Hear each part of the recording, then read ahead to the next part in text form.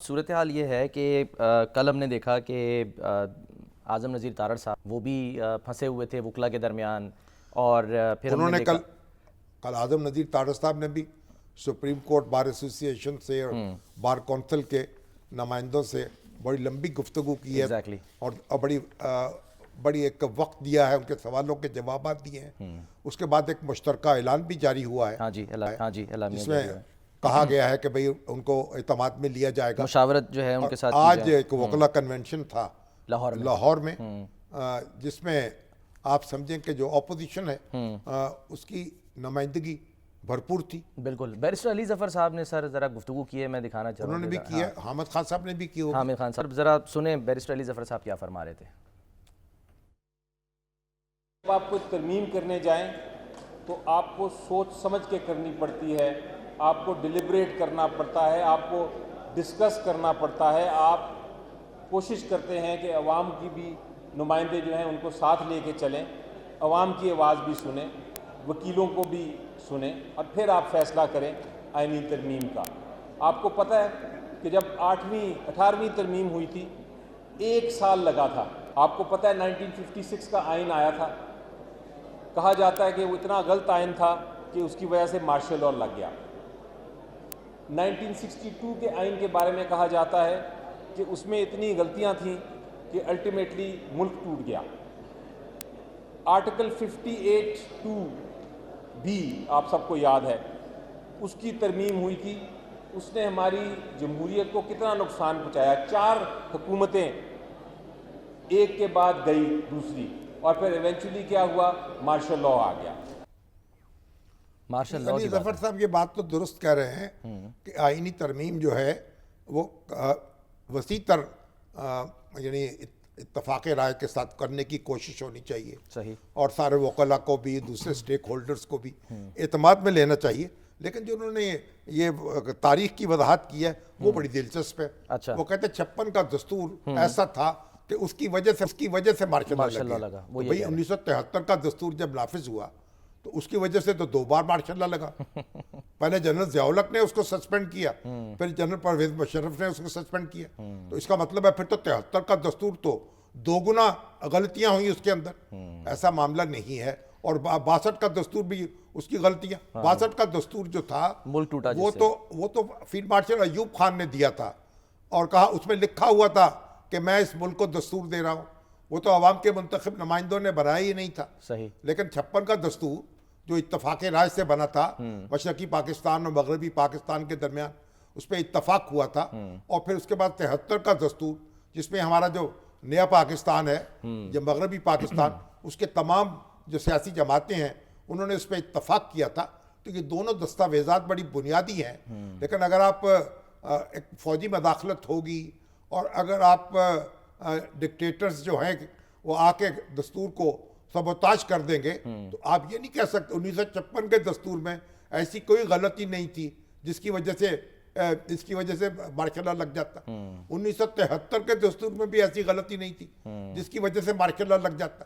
تو توڑا گیا نا آئین کو، تو وہ تو سائیڈ تو مارشل لاء تو پھر اپنے طریقے سے لگتا ہے، اپنے زور پہ لگتا ہے۔ اور اگر یہاں 73 کے دستور کے بعد تو یہ ہوا نا کہ جب اپوزیشن اور حکومت جو ہیں ایک دوسرے کے مقابل آئے، پھر انتخابات میں دھاندلی ہوئی اور ڈیڈ لاک پیدا ہوا اور بہت بڑی تحریک چل گئی، تو پھر موقع ملا لیکن جنرل ضیاء الحق کو آنے کا۔ لیکن جو پرویز مشرف نے تو جب اقتدار سنبھالا تو وہ کس بنیاد پہ سنبھالا؟ کیونکہ وزیر اعظم نے ان کو ڈسمس کر دیا تھا۔ جو وزیر اعظم نے ان کو ڈسمس کر دیا، انہوں نے کہا میں وزیر اعظم کو ڈسمس کروں گا۔ تو ان کے پاس کیونکہ بندوق تھی تو انہوں نے وزیر اعظم کو اقتدار کے ایوان سے نکال باہر کیا۔ تو اس میں دستور کا تو قصور نہیں ہے، یہ بات بڑی سر۔ تو پھر یہ جیسے اب عمر ایوب صاحب ہیں وہ بھی یہی بات کہہ رہے ہیں، یعنی یہ جو مجوزہ مبینہ ممکنہ ترامیم ہیں اگر یہ ہو جاتی ہیں تو مارشل لاء لگ جاتا۔ ایک بات انہوں نے اور کہی ہے، وہی بات جو آپ اس پروگرام میں پہلے کہہ چکے ہیں، ذرا سنتے ہیں عمر ایوب صاحب ہمارے۔ فضل الرحمان صاحب کے ساتھ کل بھی نشست ہوئی اور کھانا ہوا اسد کیسر صاحب کے گھر پہ، اور انہوں نے واضح اپنے پریس بریفنگ میں بھی یہ بات کہہ دی ہے کہ جو یہ مسودہ دیا گیا تھا یہ تو ناقابل قبول ہے۔ اور یہ مزے کی بات یہ ہے کہ आज़म तारड़ हो गए या बिलावल भुट्टो हो गए, उनको भी नहीं मालूम था, और वो चाहते थे कि अपने हाथ पैर खुद टोक के काट के किसी और के हवाले कर दें। और ये खुदा न खास्ता ये बिल या पास होता तो पाकिस्तान में एक किस्म का आप समझे कि फैशिस्ट स्टेट होती और fascist slash martial law state होता, और यहाँ पे किसी किस्म की जमहूरियत ना होती। आप कॉन्स्टिट्यूशनल बेंच आप एग्जिस्टिंग सुप्रीम कोर्ट में क्यों नहीं बना देते? कॉन्स्टिट्यूशनल बेंच जो देखे कॉन्स्टिट्यूशनल केसेस को, कॉन्स्टिट्यूशनल केस का कॉन्स्टिट्यूशनल अदालत एक सुपर अदालत आपने बनानी है, नाकाबिल माफ़ी और नाकाबिल कबूल। देखिए हमारी सियासत क्योंकि बदगुमानी पे चलती है, इसलिए बदगुमानी तो यही है कि हुकूमत अपने इख्तियारात में इजाफा करना चाहती, लेकिन अभी जो आज बिलावल भुट्टो जरदारी साहब ने भी वकला के एक इज्तिमा से खिताब किया है। जी हाँ, बिल्कुल। और बहुत ही उम्दा तकरीर की है और बहुत अपना जो नुक्ता नज़र वाज़े किया है, दलाइल दिए हैं और ज़रूरत बताई है कि कॉन्स्टिट्यूशनल कोर्ट की ज़रूरत क्या है, ताकि जो आइनी मामलात हैं उनको सूबों में भी होनी चाहिए कॉन्स्टिट्यूशनल कोर्ट्स। तो और फिर ये कि बेगम हमारी जो बेनज़ीर भुट्टो थी, उनकी ख्वाहिश है और वो चाहती थी, और इसीलिए बिलावल भुट्टो जरदारी भी इस तसव्वुर के साथ जुड़े हुए हैं, तो उन्होंने अपने दलाइल दिए हैं। देखिए दलाइल तो मौजूद हैं, कॉन्स्टिट्यूशनल कोर्ट की ज़रूरत जो है उस पर दलाइल दिए जा सकते हैं, वज़नी दलाइल हैं। और फिर ये वो कॉन्स्टिट्यूशनल कोर्ट अलग से हो, क्या कॉन्स्टिट्यूशनल बेंच हो, या जो जैसे फेडरल शरीयत कोर्ट बन गई उस तरह से कॉन्स्टिट्यूशनल कोर्ट बन जाए, तो ये सारी चीज़ें बहस तलब हैं, गौर तलब हैं, इन पे पूरी संजीदगी से बात करनी चाहिए। लेकिन कल जो आज़म तारड़ साहब ने एक वकला से खिताब करते हुए एक बात कही थी, मैं तो बड़ा उसके यानी उस पर मुस्तरब हुआ। अच्छा, उन्होंने कहा कमेटी वाली बेनज़ीर भुट्टो का केस में क्या हुआ। अच्छा, उन्होंने कहा जो सहूलतकार थे और दहशतगर्द थे उनके बारे में डीएनए के शवाहिद मौजूद थे, बालों के नमूने मैच कर गए थे, जहां से जूते खरीदे गए थे वहां की फुटेज थी, बिल्कुल, रसीदें उनकी जेबों से निकली थी, बहुत चीजें थी जो उनको मुजरम साबित करती थी। लेकिन फैसला हुआ तो यकदम खबर आई कि जो सहूलतकार हैं उनको बरी कर दिया गया, और वो मुलाजमीन जो वहां ड्यूटी पे थे, पुलिस मुलाजमीन, उन्हें सजाएं दे दी गई। और बाद में पता चला कि जज साहब को धमकियां दी गई थी दहशतगर्दों की तरफ से। माँ जी, अब आप देखें बेनज़ीर भुट्टो की शहादत का जो केस है वो भी आप आज़ादाना तरीके से नहीं समाप्त कर सके। बड़ी एक हैरान कुन बात है जो उन्होंने कही है, और इसी तरीके से वो कहते हैं अस्करी क़यादत सवाल करती है कितने दहशतगर्दों को सजाएं दी गई हैं, कितने दहशतगर्दों के मुकदमात फैसला हुए हैं। तो सिविल अथॉरिटी की बात होती है तो सिर्फ हम कवाली करके तो नहीं रह जाते।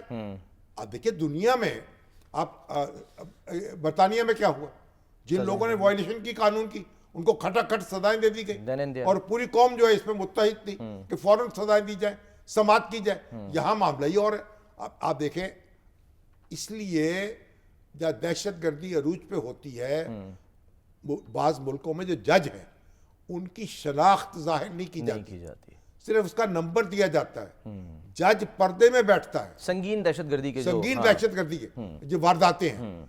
लेकिन पाकिस्तान जो है वही उसके 80,000 लोग जो है उनसे ज्यादा दहशतगर्दी की नजर हो चुके, हमारे बच्चे शहीद हो चुके, हमारी औरतें शहीद हो चुकी, हमारा एक कोहराम मचा बरसों पाकिस्तान में, और हम ये फैसला ही नहीं कर पाए, हम ये उनको सजा ही नहीं दे पाए। तो ये भी सारे सवालिया निशानात हैं, और ये जरूरत बताते हैं निज़ाम अदल में इस्लाह करने की, रिफॉर्म्स की, हमारा सिविल ढांचा जो है उसको मजबूत बनाने की, और वो नतीजा खेज इक़दामात नहीं कर रहा, इससे आप कैसे इनकार कर सकते हैं। इसलिए जो ज़रूरत है उसके मुताबिक जो एक दूसरे के साथ मिल जाइए और फैसला कर लीजिए।